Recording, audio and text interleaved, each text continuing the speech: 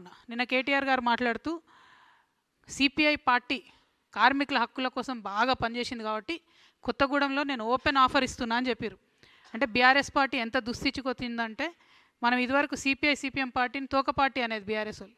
అంటే ఇప్పుడు ఆ తోక పార్టీకి తోకగా మారిపోయింది బీఆర్ఎస్ పార్టీ. వాళ్ళు అడగనే లేదు, వీళ్ళే ఓపెన్ ఆఫర్ ఇచ్చి మేమే ఇస్తాం పొత్తు అని చెప్తారు. కానీ ఇక్కడ నాకున్న అభ్యంతరం ఏంటంటే, సిపిఐ పార్టీకి సంబంధించి ఏఐటియుసి వాళ్ళు సింగరేణిలో అన్ని హక్కులను కూడా పొడగొట్టిరు. కార్మికులకు ఉన్నాయి, ఒకటి కాదు రెండు కాదు, లెక్క పెడితే ఒక 20 హక్కులు కార్మికులకు ఉన్నాయి, పోగొట్టిరు వాళ్ళు. మొన్న నైని కుంభకోణం జరిగితే వాళ్ళు ఒక్క మాట కూడా మాట్లాడలేదు.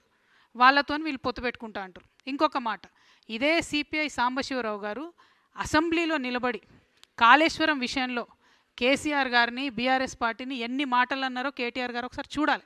చూసినాక కూడా పొత్తు ఓపెన్ ఆఫర్ అంటే మరి ఆయన చేసిన ఆరోపణలన్నిటికీ బీఆర్ఎస్ పార్టీ ఒప్పుకున్నట్టు అవుతుంది.